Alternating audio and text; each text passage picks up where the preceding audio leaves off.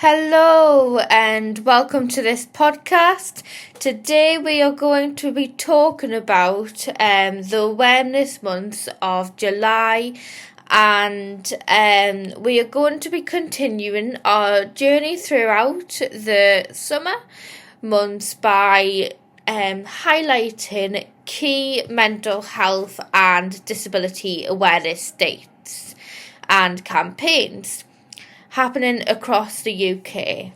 So July carries a powerful message, and that is it's about pride, conversation, resilience and breaking stigma. In this episode, we will be talking about Disability Pride Month, talking about also the Talk to Us Month, and Alcohol Awareness Week, International Self-Care Day, and Samaritan's Awareness Day, and also National Schizophrenia Awareness Day. And as always, after each section, I'll share practical actions and steps you can undertake through your daily life, and this is because the awareness matters most when it leads to change. So let's begin. So Disability Pride Month is throughout all of July, and so July is Disability Pride Month. So it's the time to celebrate disabled identities, cultures, community and rights. Disability is a lived experience. However, disabled individuals are more likely to experience mental health challenges, often not because of their condition, but because of barriers, stigma and inaccessibility. Disability Pride Month shifts the narrative from limitation to empowerment, from silence to visibility. Action steps are that you need to challenge ableist language when you hear it. Also, share content created by disabled voices. Also, review accessibility in your workplace or online platforms. If you're disabled, reflect on what pride means to you, and advocate for mental health services that are accessible. Talk to Us Month is also in July, and that's throughout all of July, and that's to encourage open conversation about mental health. Sometimes the hardest words to say are "I'm not okay," and silence can create shame. Conversation creates connections, and this campaign can remind us that mental health conversations shouldn't only happen in crisis. They should be normal, everyday misconceptions, discussions. Action steps are that you need to ask somebody how they're really feeling. So the sort of, when you say "how are you" to somebody, it could potentially give them like sort of a different answer to, whereas if you say "how are you really feeling," it means that you really want to know how they're doing and how they're feeling, and that could make them open up potentially. But they can share out of their own way. So if they don't want to share something, don't necessarily make them share what they don't want to share, really, because that could sort of work in a negative effect. So share your own experience if you feel safe doing so. Normalise therapy and counselling conversations. Employers introduce mental health check-ins. Also, if you're struggling, considering contacting support services early can also be really useful too.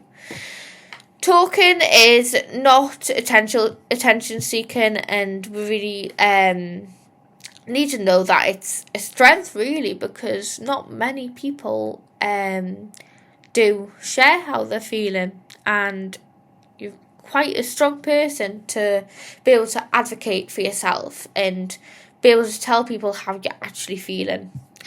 It's also an Alcohol Awareness Week on the 6th till the 12th of July. So alcohol and mental health are closely linked. For some, alcohol becomes a coping mechanism to numb anxiety, stress, trauma, or loneliness. But while it may provide short-term relief, it can worsen depression, disrupt sleep, and increase anxiety over time. This week invites reflection, not judgment. Action steps are that you could track how much alcohol you consume, and how much it actually affects your mood too. Try alcohol-free days as well, and explore alternative coping strategies. Walking, journaling, calling a friend. If you're concerned, speak to your GP, and support friends without shaming it. On the 24th of July, it's a powerful day. So the 24th of July carries two significant messages. International Self-Care Day, and self-care is often misunderstood. In reality, self-care is maintenance. It's sleep, boundaries, hydration, rest. Action steps are that you can include a schedule. So even 1 hour a week would really help to just take the time for yourself. Review your sleep habits. Set one boundary you've been avoiding, and turn off notifications for a set period. Ask yourself, what do I need right now? So also on the 24th of July is Samaritan's Awareness Day, which is a reminder that support is available 24/7 for those experiencing emotional distress. Many people struggle quietly. This day reinforces crucial messages, such as you don't have to face it alone. So the action steps that you could take are save a support helpline in your phone, share crisis resources on social media. If someone confides in you, listen without trying to fix it.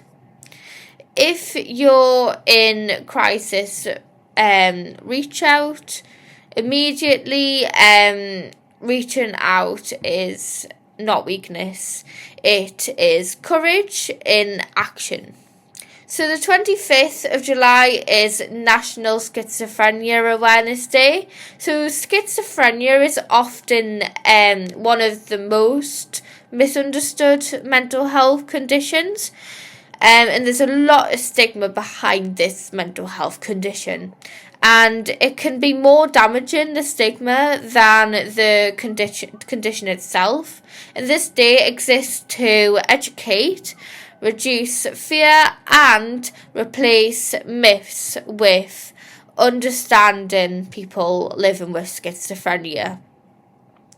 And these individuals first, I don't know where I was going with that.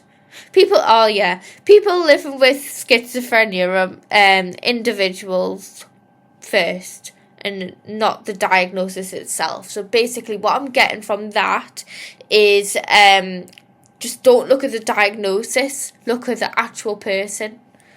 So the action steps that you can consider are: learn the facts from trusted organisations, challenge stereotypes when you hear them, support early intervention services.